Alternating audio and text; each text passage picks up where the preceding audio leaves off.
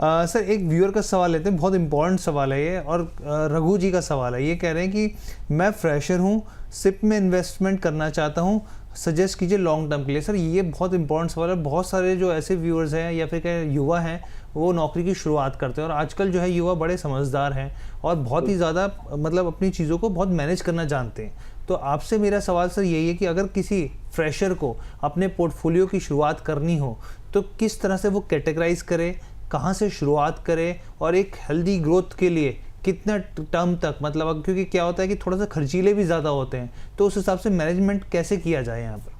Fantastic, very good, I am very happy. And मुझे भी ये बहुत एक्साइटेड लगता है कि जब नए बच्चे अर्ली ऑन से स्टार्ट करना चाहते हैं, क्योंकि देखिए अगर सही समय में अगर आप सेविंग और इन्वेस्टमेंट करेंगे तो आप मिड 40 तक आते आते ना आपकी एक तरह से फाइनेंशियल इंडिपेंडेंस हो जाती है। तो उसको करने के लिए मैं आपको कुछ एक दो चीज़ बताऊंगा। सबसे इम्पॉर्टेंट बात है, इन्वेस्टमेंट शुरू करने से पहले इन्वेस्टमेंट तो बिल्कुल करिए, और इन्वेस्टमेंट को आप 3 हिस्से में बांट दीजिए। एक तो है कि क्योंकि देखिए ये लोग, ये जनरेशन है ना, सडनली डिसाइड करती है कि मुझे ये हॉलीडे में जाना है, मुझे ये फ़ोन चेंज करना है। तो एक आप एक शॉर्ट टर्म रिफंड रखिए जो आपके शॉर्ट टर्म के सडन ज़रूरत को पूरा करेंगे। एक अगर आपकी कोई मीडियम टर्म में गोल्स हैं 3 से 5 साल के बीच में, उसके लिए एक फ़ंड एलोकेट करिए, और एक लॉन्ग टर्म वेल्थ क्रिएशन कर रखिए। लॉन्ग टर्म वेल्थ क्रिएशन के लिए आप इक्विटी फंड ले सकते हैं। आज के मौजूदा हालात में मैं फ्लेक्सी कैप और मल्टी कैप सजेस्ट करूंगा। मीडियम टर्म के लिए आप बैलेंस एडवांटेज फंड या मल्टी एसेट फंड ले सकते हैं। शॉर्ट टर्म फंड के लिए चाहे आप बैंक अकाउंट में रखें, अगर बैंक में खर्च हो जाता है तो आप लिक्विड फंड या आर्बिट्राज फंड जैसे फंड में रख सकते हैं।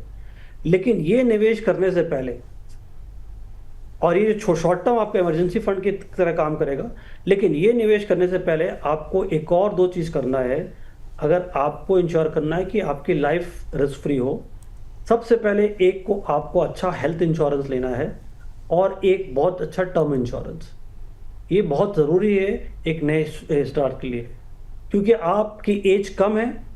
आज के दिन में टर्म इंश्योरेंस का प्रीमियम कम रहेगा, और टर्म इंश्योरेंस का प्रीमियम जो है आपके लाइफ टाइम तक सेम रहता है। तो अगर आप मान लीजिए 25 साल में टर्म इंश्योरेंस लेते हैं, और उस अज्यूम करिए 1 करोड़ का टर्म इंश्योरेंस आपको 20,000 में मिल रहा है, सेम 1 करोड़ का टर्म इंश्योरेंस आप 35 साल में लेने जाएंगे, वो आपको 40,000 का पड़ेगा। तो ये बहुत बड़ा एडवांटेज है, और ये एक रिस्क है जो आपको पहले से कवर करके चलना है।